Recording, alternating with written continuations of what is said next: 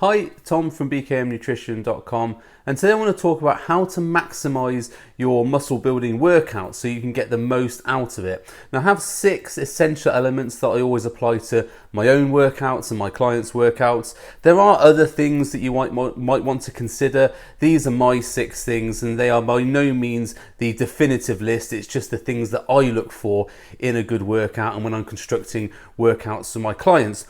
So the first element that you must have for maximizing muscle growth is training to failure. Now, this is something that maybe has been lost in the Instagram world and the Facebook world, and all these videos of people doing all these weird and wonderful exercises to try and boost their glutes or arms or whatever. They don't seem to be training to failure when they're doing these exercises. They might look good for the gram, but they don't really build muscle because they're not taking it to the point where the muscle has to adapt.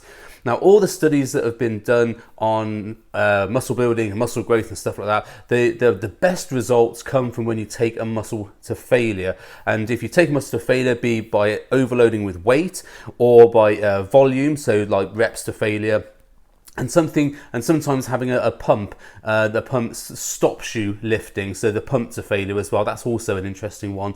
So all these 3 elements, you need to have some sort of training to failure.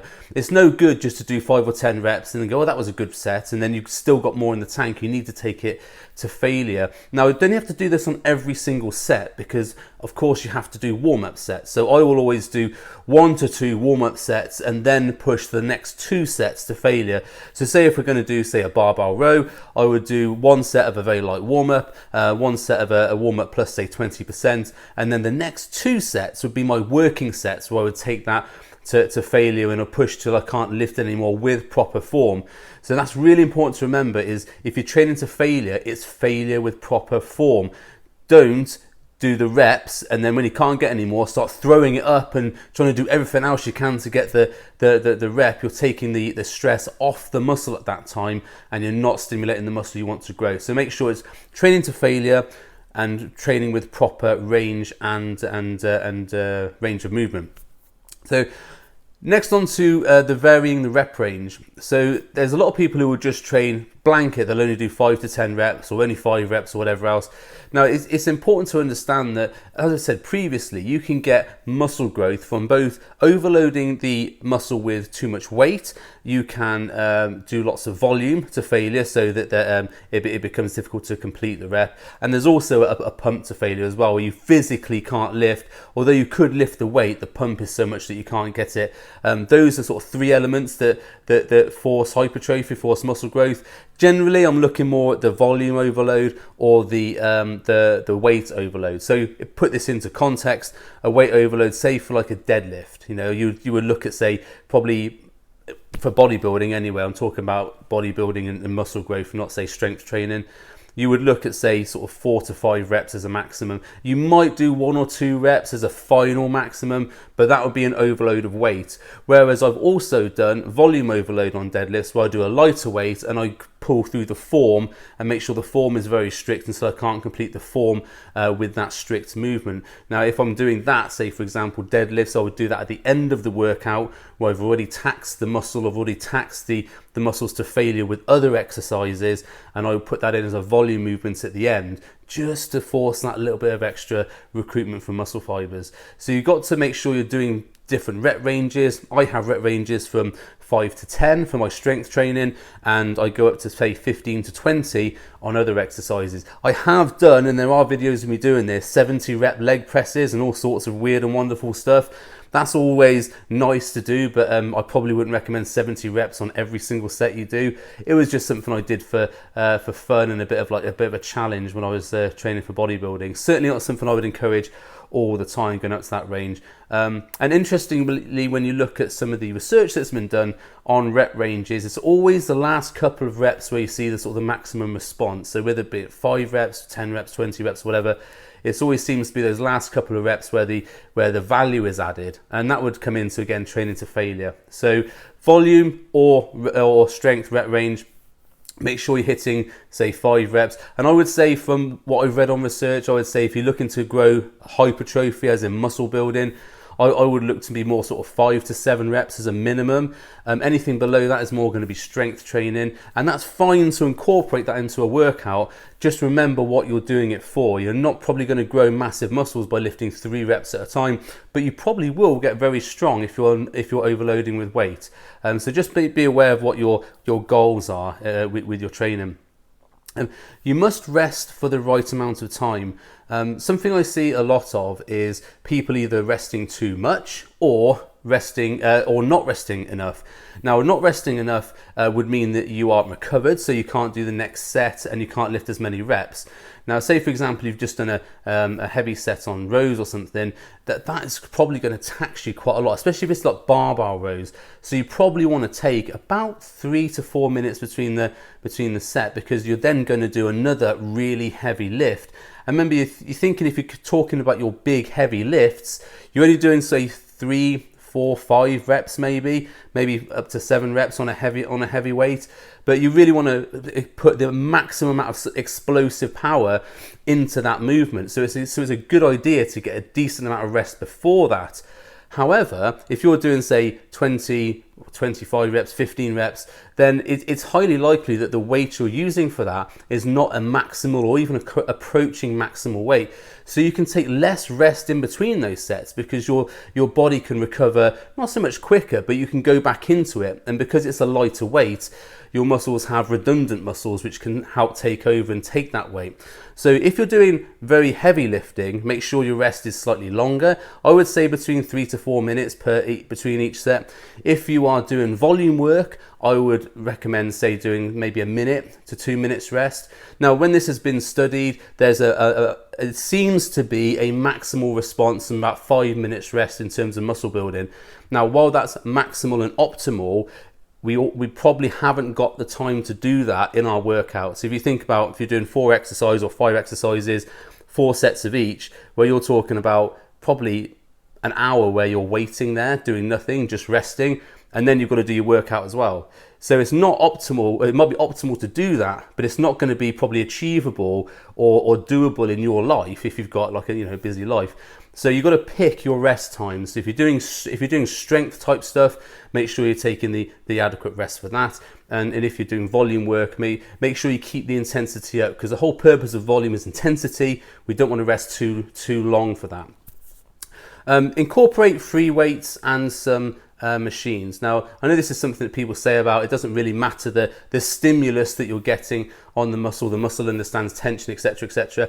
Yeah, that is right. As long as you're applying attention to the muscle and taking it to failure, then it will grow. However, there are other benefits from doing free weights over machines, such as using your core to stabilize yourself. Certain muscles you would use to hold yourself in the position which you wouldn't do on a weights on a weights machine. So, but there are other benefits to using a machine. You can normally press for longer because you don't have to think about balancing the weight. You can very easily change up the weight for drop sets or supersets or whatever you want to do. So there are benefits of doing both, and I incorporate both machines, and that includes cables and dumbbells, so free weights, so dumbbells and barbells into my workout, and this also gives me a bit of variation, which keeps my mind occupied. Also, make sure you're thinking about using the right tool for the job there. So if you're looking for a maximal lift, a strength lift, you're probably not going to get that from a machine, although there are some very good sort of plate loaded hammer strength type machines which will give you that stimulus. But say if you're sitting on a bench press machine or something else, you're probably going to get more benefit, I would say, from doing a free weight dumbbell or barbell. But that's only my opinion, and other people will argue for that. Be aware of what you're trying to achieve. So when people come to me sometimes with training, I'm not getting any big, I'm not doing this, that, the other, we look at their training regime and you say, well, what are you trying to do? Oh, I'm trying to get big, I'm trying to build more muscle. But all their exercises are 5 reps, and they're taking 5 minutes between sets or whatever. So they're only doing like 2 or 3 exercises per workout, and maybe they're doing 5 reps per set.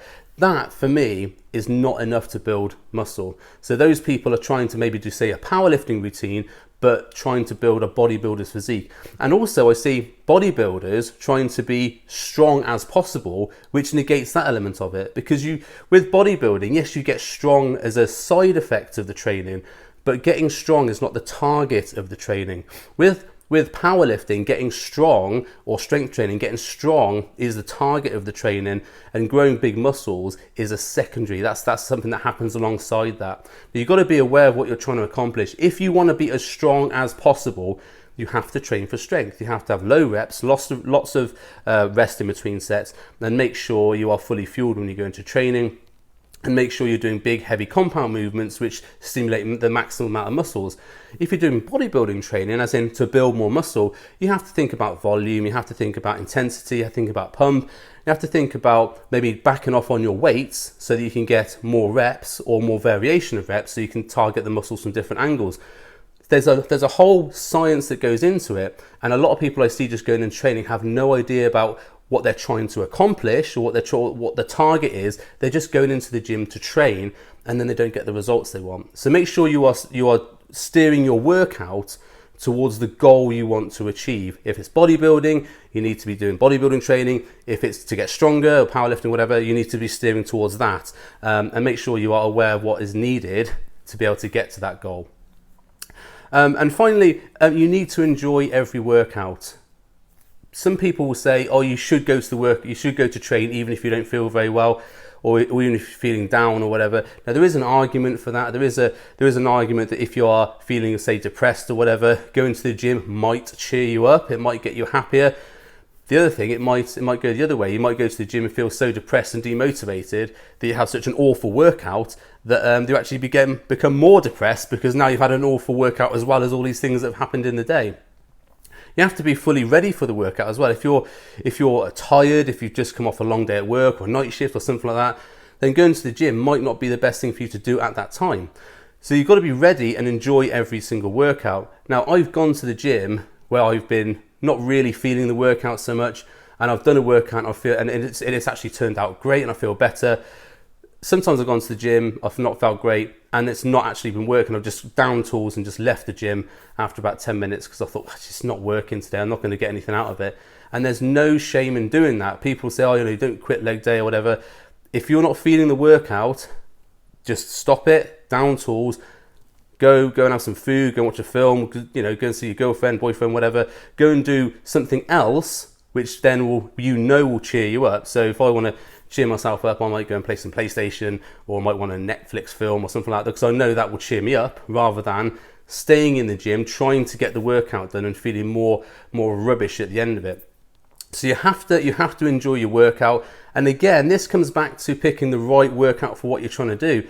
If you're dieting, if you're really low calorie, getting ready for a show, trying to do a maximal lift on deadlifts and shoulder press and bench press is not going to be the right workout for you. You're not going to get those lifts, and you're not going to feel as though you've accomplished anything.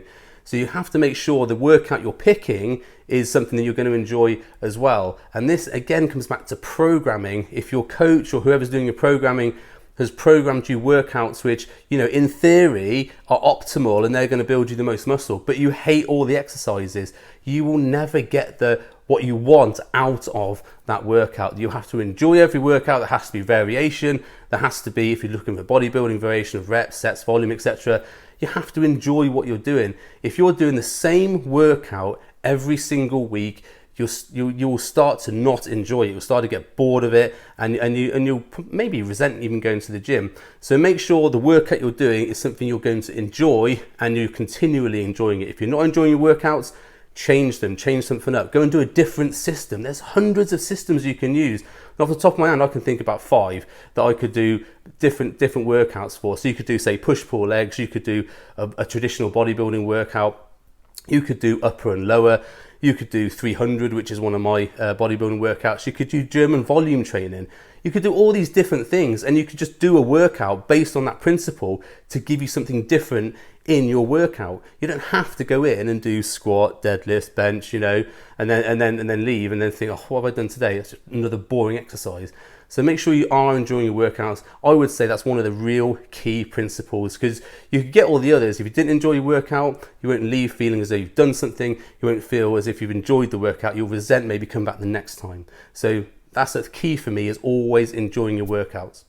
So those are my 6 sort of top tips, or top 6 of effective workout elements that you need. Like I said, there are others. People have their own little things that they think are necessary. Those are my top 6 which I use with clients. Hope you enjoyed this video. If you have, please like, subscribe, share, whatever. And if it's someone who you think might benefit from it, make sure they know about it as well. Thanks for your time, and I will see you again next time.